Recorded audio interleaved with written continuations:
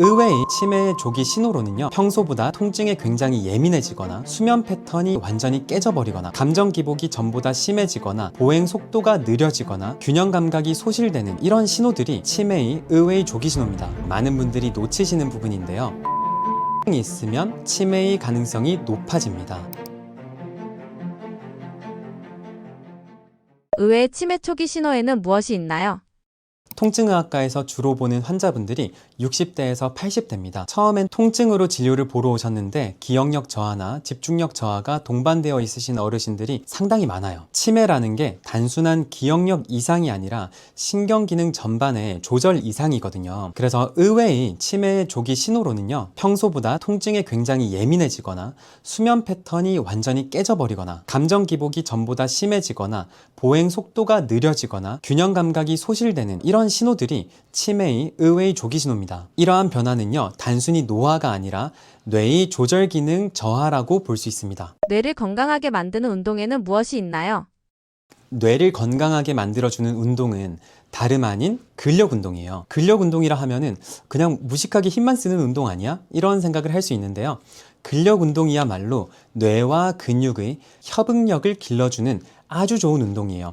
우리가 근육을 움직일 때 생각 없이 그냥 근육을 움직인다고 생각할 수 있지만, 실제로는 뇌가 내 근육을 어떤 방식으로 힘을 줘서 어떻게 수축시키고 어떻게 이완시켜야겠다 라는 명령을 내려서 그 명령에 따라서 근육이 움직이는 거예요. 그래서 근육 운동은 다르게 보면 뇌 운동과 같습니다. 그리고 근육에서 분비되는 마이오카인이라는 호르몬이 있습니다. 이 마이오카인은 뇌세포의 염증을 줄여주고 기억력과 집중력을 향상시키는 것으로 알려져 있어요. 그래서 근육량이 많은 사람일수록 인지 기능이 더욱더 잘 유지된다는 연구도 많습니다. 근력 운동 권장량은요, 하루 30분 기준 주 5회, 그러니까 주당 150분을 추천드려요. 가장 좋게는 200분까지 늘리는 게 좋습니다. 이렇게 말씀을 드리면 많은 환자분들이 평소 취미로 하는, 예를 들어 자전거 타기라든지 아니면 등산이라든지 이런 취미 활동으로 하는 운동을 근력 운동 대신에 이걸로 대체해도 되지 않나, 이렇게 말씀하시는 분들이 많아요. 근데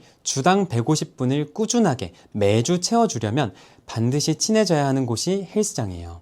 우리의 뇌 기능을 오랫동안 잘 유지하려면 근력 운동도 체계적으로 오랫동안 잘 유지해야 되는데요. 그렇게 하기에 가장 좋은 곳은 사시사철 똑같은 온도로 내부가 유지될 수 있는 헬스장입니다. 헬스장에서 기구를 이용한 운동으로 안전하게 30분 주 5회 주당 150분의 시간을 근력 운동으로 채워서 뇌 건강을 챙겨주세요. 일상 속에서 치매를 예방할 수 있는 방법에는 무엇이 있나요?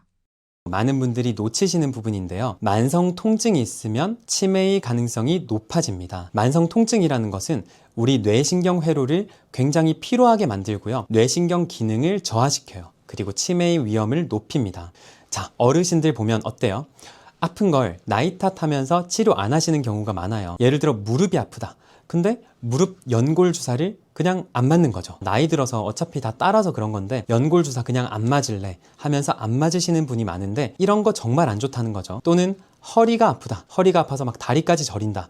그러면 적절한 주사 치료를 받고 나서 재활 운동을 하면서 허리 주변 근육을 강화시켜주면 통증을 훨씬 줄일 수 있음에도 불구하고 나이를 생각하면서 어차피 나이가 들어서 이런 거지 어쩌겠어 하면서 치료 안 하시는 분들이 많으세요. 근데 이런 통증들이 만성적으로 유지가 되면 결국에 치매의 위험성이 높아집니다. 그렇기 때문에 몸에서 보내는 작은 신호들, 충분히 관리할 수 있는 것들, 무릎 같은 경우에는 6개월마다 한 번씩 연골 주사를 주기적으로 맞아주면 안 맞는 것보다 훨씬 더 무릎 통증이 줄어들 수 있고, 심지어 우리나라에서는 6개월 간격으로는 보험도 다 되죠. 그렇기 때문에 이런 것들은 세세하게 좀 챙겨주면서 관리해 주시는 게 정말 좋겠습니다. 어르신들 중에 통증을 방치해서 밤마다 아파서 제대로 못 자겠다, 이런 수면장애가 통증 때문에 생기고, 수면장애 때문에 우울감이 생기고, 우울감 때문에 인지기능이 저하가 되고 치매가 오는 경우가 상당히 많아요. 가장 대표적인 게 고관절 골절입니다. 고관절 골절이 되면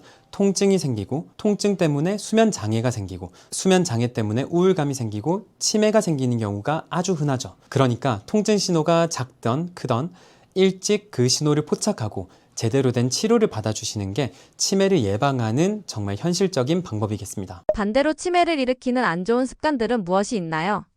첫 번째로는 움직이지 않는 거, 두 번째 잘 못 자는 거, 세 번째 병을 방치하는 거예요. 일단 움직이지 않으면요, 근육량이 떨어지고 뇌혈류도 떨어지면서 인지 기능은 확 줄어들게 됩니다. 두 번째로 수면 장애가 생기면 우울해집니다. 우울해지면 인지 기능은 떨어지게 돼 있어요. 나이가 들수록 수면의 퀄리티가 떨어지는 경우가 아주 많지만, 수면이 부족해지면 뇌에 있는 노폐물, 대표적으로 베타아밀로이드가 배출이 안 됩니다. 제거가 안 된다는 거죠.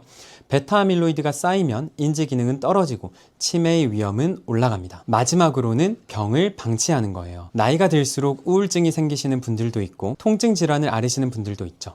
근데 이걸 어디 가서 말하기도 좀 불편하고 치료를 받자고 하니 나이 들면 다 그런 거지 라는 생각으로 안 받으시는 분들이 많아요. 근데 그러한 병들이 결국에 우리 뇌의 신경 회로들을 피로하게 만들고 인지 기능을 떨어뜨리고 치매의 위험을 높일 수 있기 때문에 나이 들어서 그렇겠지라고 넘기지 마시고요. 적절한 치료를 제때 받으시길 바랍니다. 치매 약으로 막을 수 있나요? 치매를 완전히 막는 약은 없어요. 현재 나온 약들로는 치매의 속도를 조금 늦출 수는 있지만 완전히 막을 수는 없습니다. 대신 약처럼 해야 하는 습관이 있습니다. 그게 바로 근력 운동이에요. 하루 30분, 주 5회 동안 먹는 약이라 생각하시고 근력 운동만큼은 꼭 해주세요. 근력 운동은 단순히 근육만 단련시키는 운동이 아니라 뇌와 근육 사이의 협응력을 강화시켜주는 운동이고요. 근육이 생성되면서 마이오카인 분비가 더 활성화될 건데, 마이오카인은 뇌세포 염증을 낮춰주고 인지력, 기억력을 모두 높여줍니다. 결국 치매를 막는 약은 헬스장에 있다는 거. 그러니까 나이가 드실수록 헬스장과 친해지려고 노력해보세요. 치매도 유전적인 건가요? 치매는요, 굉장히 일부만 유전적이고요. 80에서 90%는 환경적인 요인, 그리고 생활 습관이 결정짓습니다. 우리 엄마가 또는 우리 아빠가 치매를 겪었으니까 나도 나이가 되면 언젠간 치매가 생기겠지. 그건 정말 틀린 이야기고요. 유전이니까 어쩔 수 없다는 생각은 완전히 버리시는 게 맞아요. 혈당 관리 잘하고 혈압 관리 잘하고 열심히 활동하고 아픈 곳이 있으면 일찍 치료를 하고 마지막으로 매일매일 충분한 수면을 취하시려고 하고 이런 노력이 있다면 충분히 예방할 수 있다는 거죠. 가족력이 있다면 내가 관리를 남들보다 좀 더 빨리 시작해야겠구나 라는 생각을 하시는 게 좋습니다. 저속노화 어떤 의미인가요? 네, 저속 노화는요, 말 그대로 슬로우 에이징, 늙는 속도를 늦추는 것이에요. 요즘 의료계에서 핫한 키워드가 있는데요. 바로 노쇠, fragility라는 개념입니다.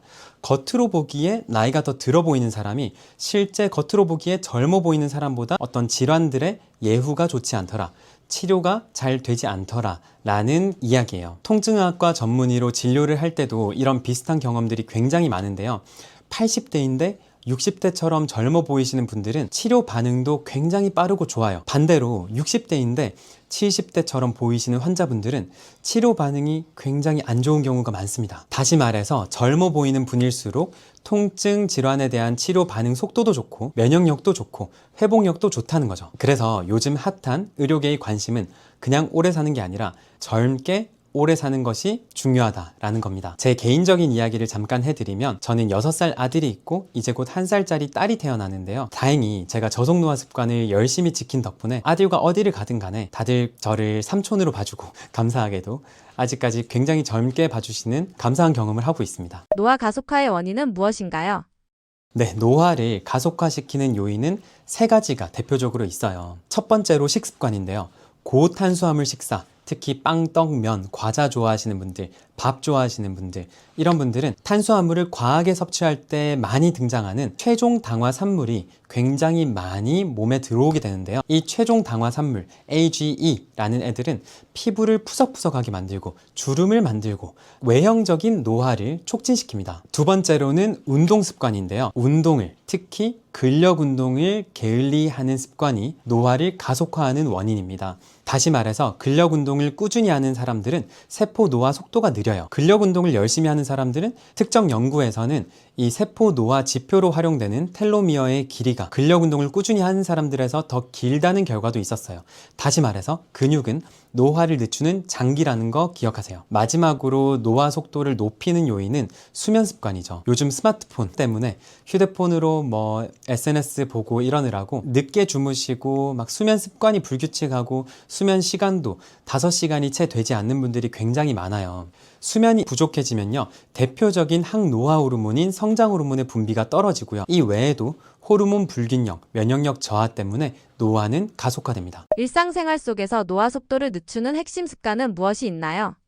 저속 노화의 핵심 습관 3가지를 제가 직접 하고 있는 것들 기준으로 말씀을 드릴 건데요. 첫 번째로는 식습관입니다. 항상 제가 강조드리는 거. 빵, 떡, 면, 과자 금지, 밥은 절반만. 저는 이 원칙을 항상 100% 지키진 못하지만 머릿속에 계속 가지고 있어요. 그래서 예를 들어 어떤 음식을 먹을 때도 항상 물어본다는 거죠.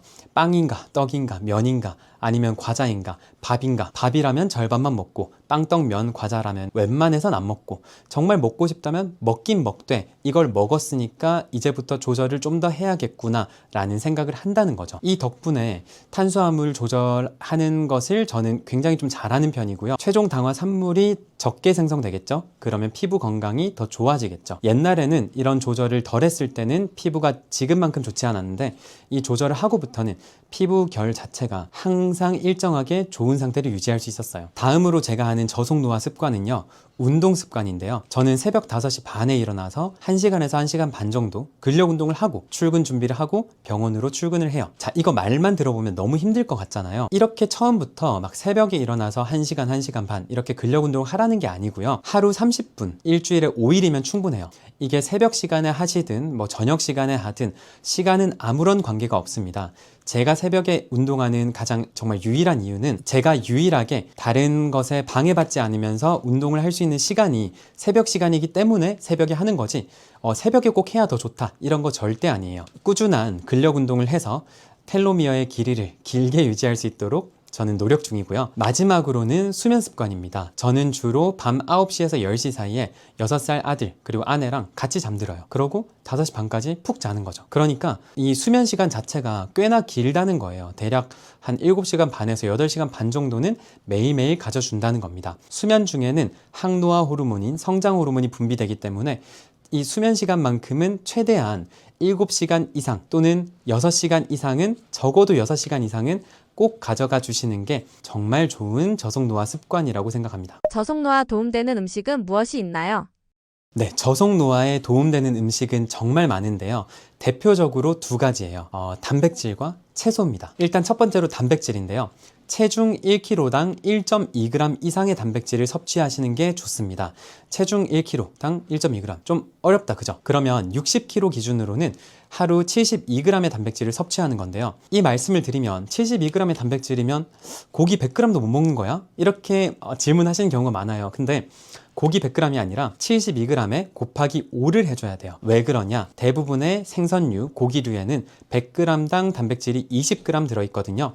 그래서 역으로 계산할 때는 하루 섭취해야 되는 단백질량이 72g이면 곱하기 5를 해서 한 360g의 고기를 하루에 먹어주면 좋다라는 거죠. 이렇게 충분량의 단백질을 드셔주시면 근육량이 늘어나는 데도 도움이 되고 마이오카인 분비가 늘어나면서 세포 염증을 줄여주고 세포 노화를 슬로우 다운 시켜주는 효과를 얻을 수 있습니다. 다시 말해서 단백질은 근육의 재료이자 이 세포 노화를 늦추는 원료라는 거죠. 두 번째 음식은 채소인데요. 채소는 대표적으로 항산화 작용, 항염증 작용을 해서 세포 손상을 방지해주는 역할을 하죠. 제가 자주 말씀드리는 기준은 식사를 할 때 항상 상추 10장 이상을 먹자는 기준을 말씀드려요. 고기를 구워 먹는다, 뭐 삼겹살, 소고기를 먹는다, 그럼 상추 쌈을 10장 이상 싸서 드시라고 하고요. 생선을 먹는다, 닭가슴살을 먹는다 이러면 상추 10장 손으로 쭉쭉 찢어가지고 저당 발사믹 드레싱 부어서 그렇게 샐러드를 만들어서 상추 10장 이상을 드셔주는 습관을 가지면 가장 좋습니다. 정리하면 단백질은 세포를 만들고 근육세포를 성장시키는 원료고, 채소는 그렇게 만들어진 세포를 보호해주는 보호막 같은 역할을 한다는 거죠. 이 2가지가 충분량으로 함께 있을 때 저속 노화 식단이 제대로 완성된다고 생각합니다. 스트레스, 수면 부족도 저속 노화를 방해하는 요인인가요? 물론이죠. 이 수면 부족이랑 스트레스는 고속 노화를 유발하는 정말 안 좋은 녀석들이에요. 일단 스트레스가 생기면 스트레스 호르몬인 코티졸이 높아지죠. 그러면 우리 몸의 염증 반응도 높아지고 혈당도 높아지고 혈압도 높아지고 세포 회복력은 떨어집니다. 그래서 장기적으로 스트레스 상황에 놓이게 되면 피부도 안 좋아지고 면역력도 떨어지고 근육도 빠지게 돼요.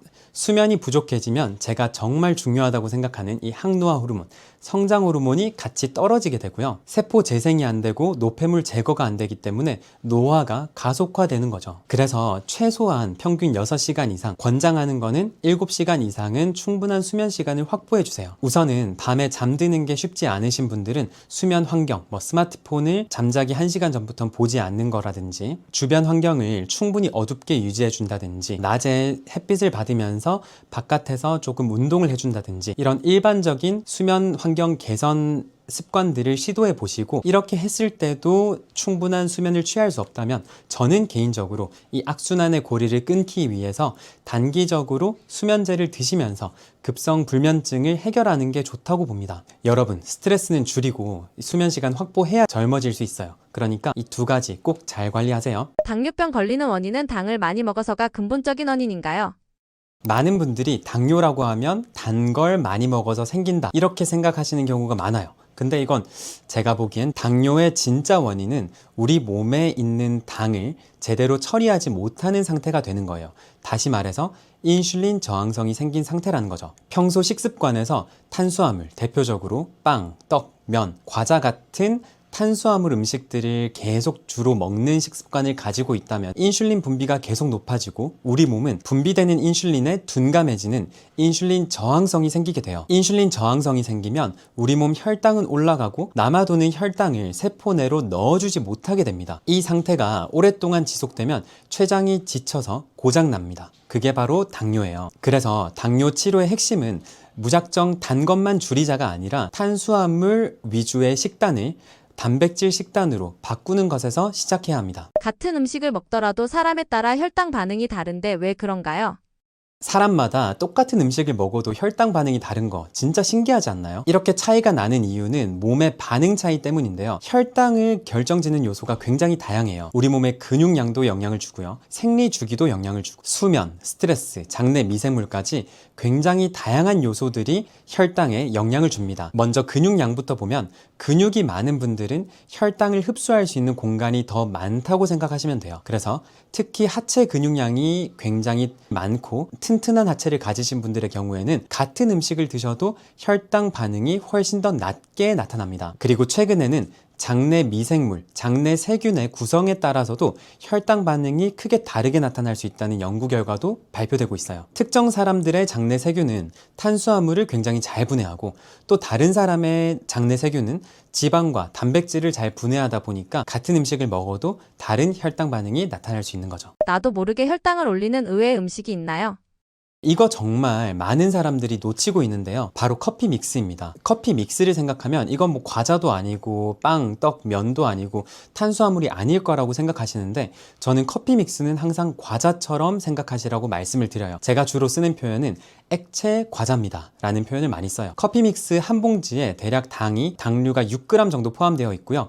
이거는 설탕으로 따지면 3스푼 정도가 들어가 있는 거예요. 근데 하루에 커피 믹스를 2-3잔 마시는 분들이 굉장히 많습니다. 피곤할 때마다 마시고, 식후에는 항상 커피 믹스를 하나씩 마시고, 그렇게 3잔 정도 드셔주시면 밥 한 공기에서 들어오는 당류만큼 당이 들어오게 돼요. 그래서 커피 믹스만큼은 제가 당뇨 환자분들에게 진짜 피해야 된다, 정말 피하라고 몇 번이고 강조해도 부족하다고 생각하는 진짜 나쁜 녀석이에요. 진료실에서 제가 드리는 조언을 듣고 커피 믹스를 완전히 끊고 아메리카노로 완전히 커피를 전환하신 분들은 혈당 자체가 훨씬 더 쉽게 안정됩니다. 그래서 여러분들도 당뇨가 있으시다면, 또는 당뇨 전 단계라면 커피 믹스만큼은 조심하시고 끊어주세요. 스트레스를 받으면 당 떨어진다라고 말하는데요. 실제로 당이 떨어지나요?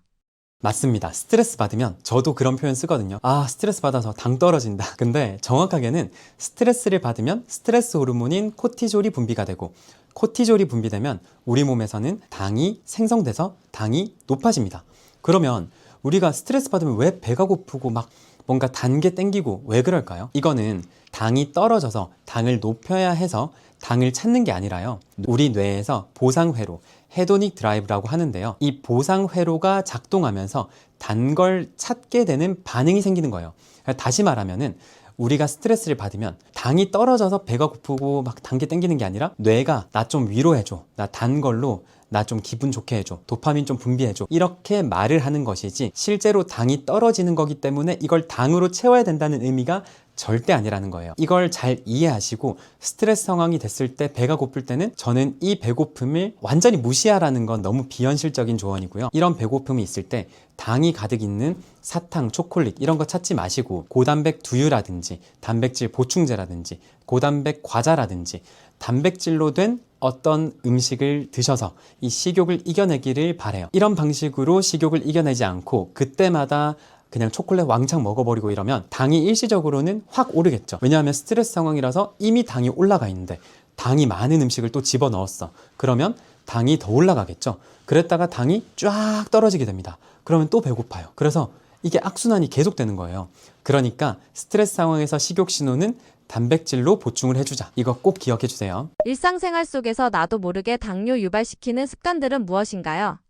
네, 우선 첫 번째는 식사 후에 바로 앉거나 바로 눕는 습관이에요. 이거 진짜 안 좋은 습관인데 이런 분들 굉장히 많으시죠? 밥 먹고 10분이 가장 중요한데요. 밥 먹고 10분 내에 바로 앉아 있으면 그냥 혈당은 바로 스파이크 칩니다. 그래서 밥 먹고 10분 동안은 정말 좀 움직여줘야 돼요. 저 같은 경우에는 진료실에서 팔굽혀펴기를 하는데 10분간 열심히 팔굽혀펴기를 해요. 근데 위장이 좀 약하신 분들은 이렇게 하기엔 부담이 될 수 있거든요. 그런 분들은 설거지를 하거나 조금 걸어 다니세요. 10분간은 혈당 반응을 낮추기 위해서라도 가만히 앉아 있거나 누워 있지 말고 움직여야 해요.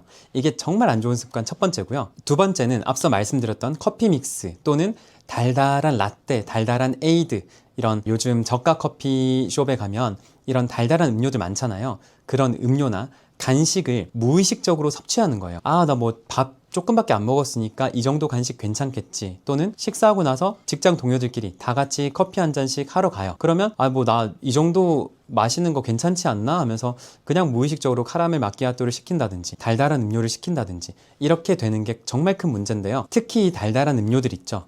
이런 음료들은 일부 음료는 당이 40g에서 50g 들어있어요. 이게 어느 정도 양이냐면요. 정말 그냥 설탕을 때려 부었다고 생각하시면 돼요. 그런 음료를 식사하자마자 마셔주면 혈당이 정말 스파이크를 아주 제대로 보이겠죠. 그래서 식사가 아니더라도 커피나 달달한 음료, 간식 같은 거 무의식적으로 드시는 습관은 정말 버리셔야 됩니다. 세 번째는 야식을 먹는 거예요. 늦은 밤에 식사를 하게 되면 그 시간대가 인슐린 반응이 가장 둔한 시간대거든요. 근데 이때 음식을 왕창 막 먹었어요. 막 치킨이나 떡볶이 이런 걸 먹었다. 그러면 혈당 반응은 정말 높게 나타나고 건강에도 정말 안 좋아요. 그러니까 야식 먹는 습관, 이거 진짜 안 좋습니다. 마지막으로는 수면 부족인데요. 잠이 부족해지면 스트레스가 높아지죠. 스트레스가 높아지면 코티솔, 스트레스 호르몬이 분비가 되고 스트레스 호르몬 분비되면 어떻게 된다 했죠? 혈당이 오히려 오른다 했죠. 근데 혈당이 오르는 것뿐만 아니라 또 단 걸 찾게 돼요. 그렇기 때문에 안 그래도 올라간 혈당에 단 걸 찾는 반응까지 나타나니까 잠을 적게 자는 거, 이거 진짜 피해야 됩니다. 당뇨 환자에게 비교적 괜찮은 과일은 무엇이 있나요? 네, 당뇨 환자에게 제가 가장 자주 추천드리는 과일은요, 바로 블루베리인데요. 저도 개인적으로 정말 자주 챙겨 먹는 과일이에요. 일단 혈당 지수가 낮고요, 식이섬유는 높고 안토시아닌과 같은 항산화 성분이 높아서 정말 건강에 좋아요. 혈관 건강에도 좋고요, 인슐린 저항성을 줄이는데도 큰 도움을 줍니다. 특히 블루베리는요, 냉동으로 드시는 게 가성비도 좋은데 건강에도 더 좋다는 사실, 이거 모르시는 분들이 좀 있더라고요. 냉동 블루베리는 세포벽이 깨지면서 안토시아닌의 농도가 더 높아져요. 그래서 얘가 더 가성비인데 근데 건강에도 더 좋습니다. 그러니까 여러분, 너무 비싼 싱싱한 블루베리 찾지 마시고 냉동 블루베리를 마트에서 커다란 거 하나 사가지고 종이컵 반컵 정도, 한 50g 정도로 소분해서 냉동실에 넣어놨다가 먹고 싶을 때마다 꺼내서 드시면 아주 좋은 간식이 됩니다. 한 번에 드실 때는 한 줌, 그러니까 한 50g 정도, 그 정도 이상 양을 드시면 너무 많은 과당이 들어올 수 있기 때문에 50g 이하로 드시는 걸 추천드려요. 식욕을 참는 것만이 다이어트의 유일한 해답이라고 보시나요? 우선 식욕은 참는 게 아니라 어떻게 받아들이냐가 핵심인 것 같아요. 저 같은 경우에는 이 배고픔을 어떻게 받아들이냐면, 일반적으로 배고프다 하면 어때요? 좀 달달한 거, 간식을 찾는다든지 과자를 찾는다든지 이런 탄수화물 베이스 음식을 찾거든요. 근데 저는 배가 고프면 단백질을 찾아요. 예를 들어 단백질 과자를 먹는다든지 단백질 두유를 먹는다든지 단백질 보충제를 마신다든지. 우리가 느끼는 식욕 자체는 비정상적인 반응이 아니라 아주 정상적인 반응이에요. 근데 이걸 대처를 할 때 탄수화물로 대처를 하지 않고 단백질로 대처하는 습관이 굉장히 중요합니다. 비만의 70%를 결정한다는 의외의 요인이 있다는데 무엇인가요? 네, 비만의 70%는 식습관이 결정을 하는데요. 제가 진료실에서 항상 말씀드리는 식습관의 대원칙이 있어요. 오늘 여러분들께 공개할게요. 빵, 떡, 면, 과자 금지, 밥은 절반만. 지금 한번 따라해 볼까요? 일단 의미를 모르고도 따라해 보세요. 빵, 떡, 면, 과자 금지, 밥은 절반만. 자, 이제 해석해 드리면 빵이랑 떡이랑 면, 과자는 금지하고 밥은 절반만 먹자는 겁니다. 근데 여기서 중요한 건 이 과자 안에는 커피 믹스를 포함하자는 거예요. 커피 믹스는요, 웬만한 과자보다도 더 달고 당이 너무 많아요. 그래서 커피 믹스도 과자에 포함. 예를 들어 제가 식사를 하러 갔어요. 친구들이랑 뭐 밥을 먹으러 갔다. 삼겹살 집에 갔어요. 그러면 삼겹살 뭐죠? 빵, 떡, 면, 과자 아니네. 그러면 먹어도 된다. 편하게 먹어도 된다. 근데 공깃밥이 하나 나왔다. 이건 밥이죠. 밥은 절반만. 그리고 요즘 삼겹살 집에서는 떡도 굉장히 많이 나오죠. 떡도 같이 구워 먹을 수 있잖아요. 그러면 그런 떡을 보면 어떻게 해야 돼요? 빵, 떡, 면.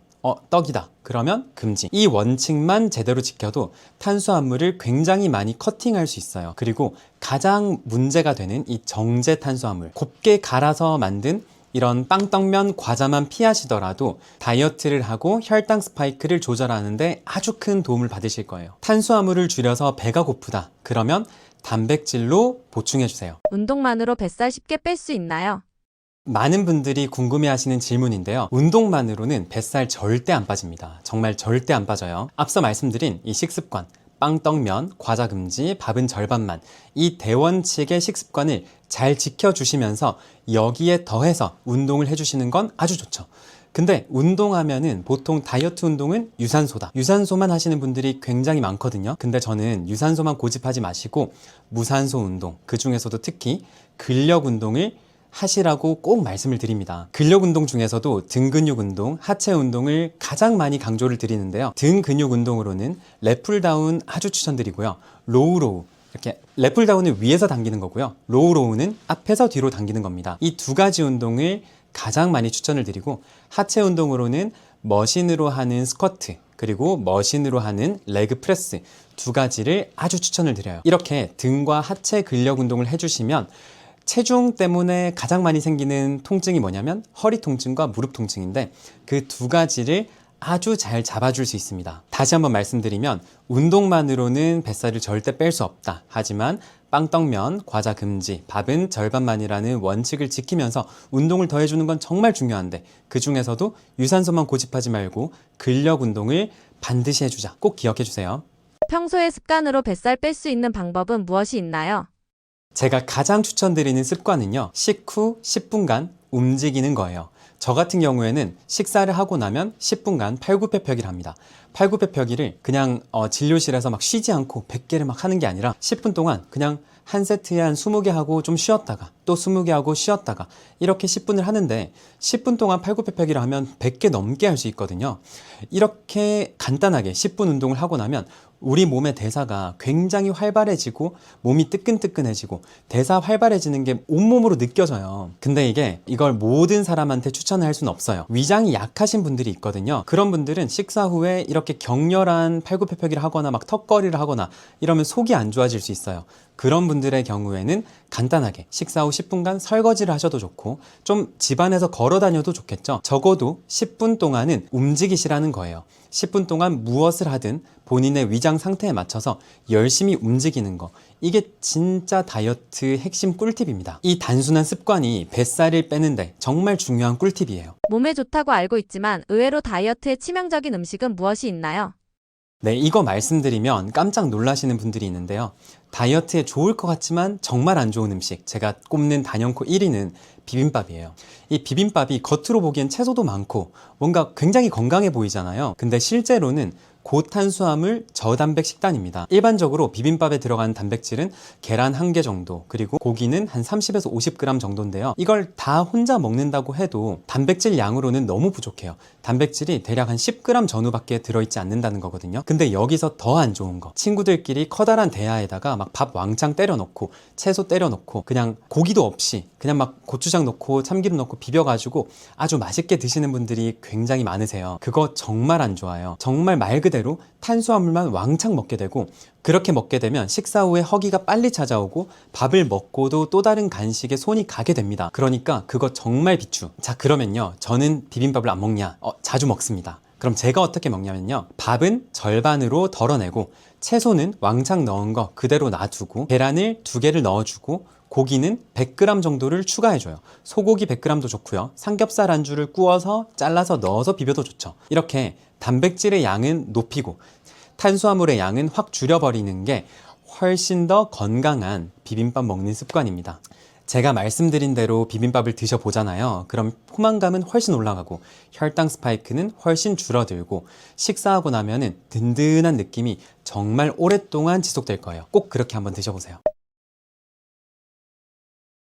저는 통증학과 전문의 닥터 호우입니다. 저는 15년 전에 20kg를 감량하고 현재까지 요요 없이 유지 중이고요.